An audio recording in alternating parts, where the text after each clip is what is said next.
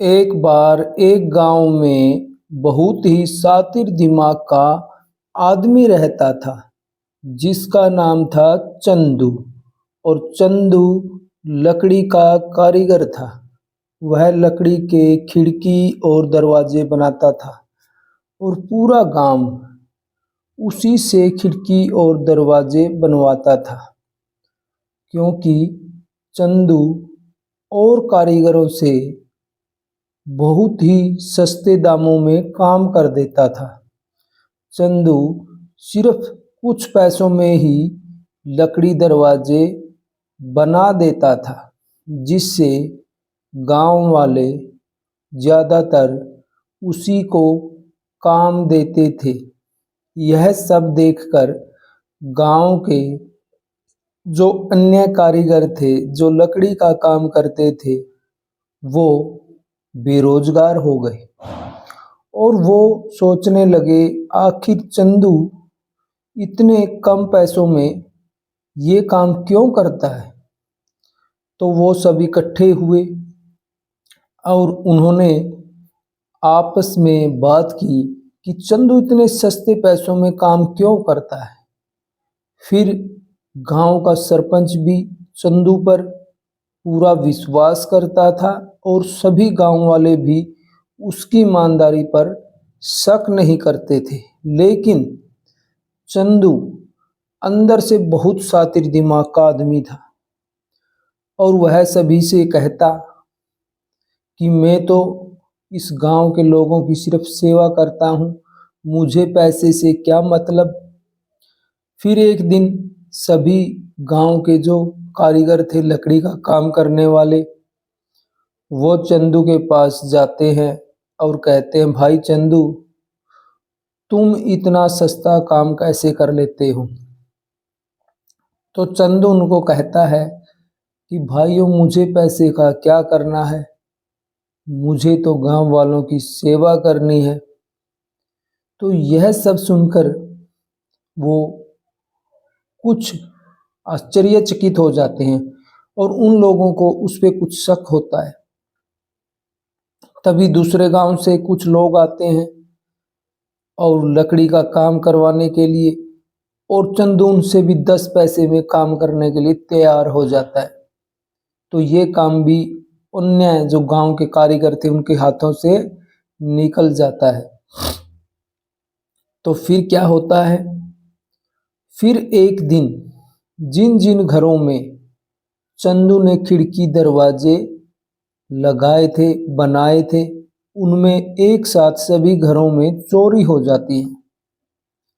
और यह बात अन्य जो लकड़ी का काम करने वाले कारीगर थे उनको भी पता लग जाती है और उनको ऐसा पता लगता है और वे सभी मिलकर के गांव के सरपंच के पास जाते हैं और गांव के मुखिया से कहते हैं कि हे मुखिया जी, ये जो चंदू है ना, ये सभी चोरियां इसके कारण हुई हैं, क्योंकि ये जो इतने सस्ते लकड़ी के खिड़की और दरवाजे लगवाता है, इसी के कारण ये चोरियां हुई हैं। ये मजबूत नहीं बनाता और चोर आसानी से उनको तोड़कर घर के अंदर घुस जाते हैं और वहां पर चोरी कर लेते हैं। तभी मुखिया और गांव वाले कहते हैं, हमें चंदू की ईमानदारी पर पूरा विश्वास है, इसलिए ये सब ऐसा नहीं कर सकता। तो सभी वो लकड़ी वाले से वो लोग थे जो वो वहां से निराश होते हैं और ये बात राज दरबार तक पहुंच जाती है। राज दरबार में जाकर ये बताया जाता है कि जो चंदू है, जो लकड़ी का कारीगर है, कुछ पैसों में खिड़की दरवाजे बनाता है, वो शातिर दिमाग का आदमी है और जहाँ वो खिड़की दरवाजे लगाता है उन्हीं घरों में बाद में चोरी हो जाती है। तो वहाँ पर जो राज दरबार का मंत्री होता है वो चंदू का पक्ष लेता है और कहता, नहीं, मैं राज्य का भ्रमण करता रहता हूँ। और चंदू के ऊपर उसके गांव के लोग फक्र करते हैं कि वो गांव की सेवा करता है, मात्र कुछ पैसों में ही वो खिड़की दरवाजे बना देता है।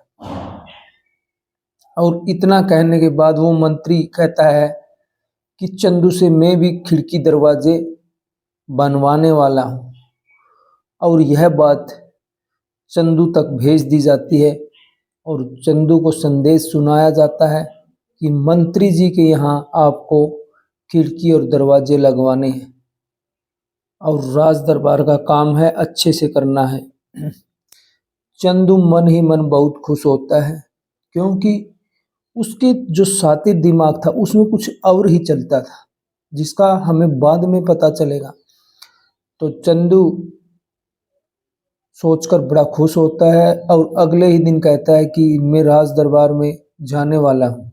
और वह राज दरबार में पहुंच जाता है। वहाँ का मंत्री देखकर उसको बड़ा खुश होता है।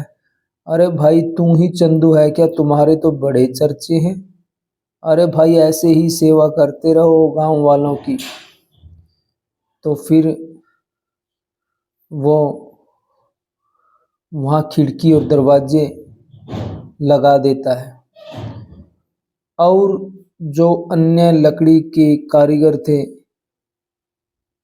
गांव के, और वो सब वहाँ पे पहुँच जाते हैं उसकी निगरानी करने के लिए।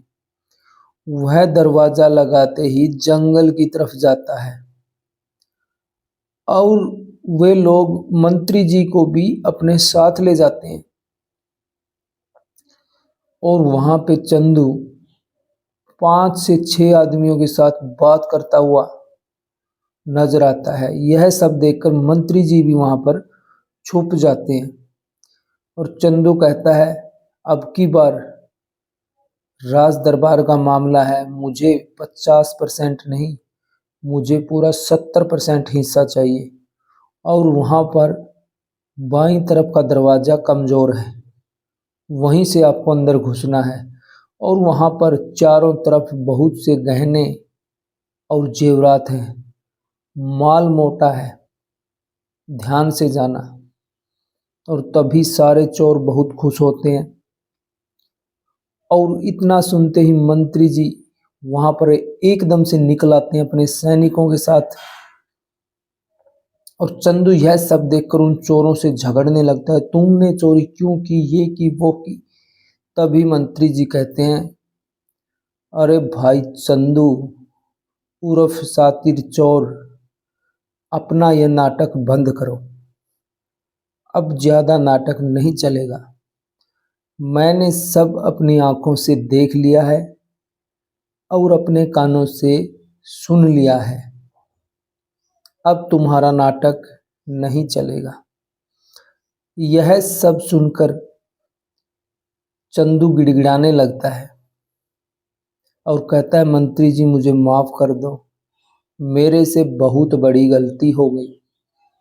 मंत्री जी कहता है, तुम्हारा अपराध माफी के लायक ही नहीं है, तुमने सभी लोगों का विश्वास जो तोड़ा है।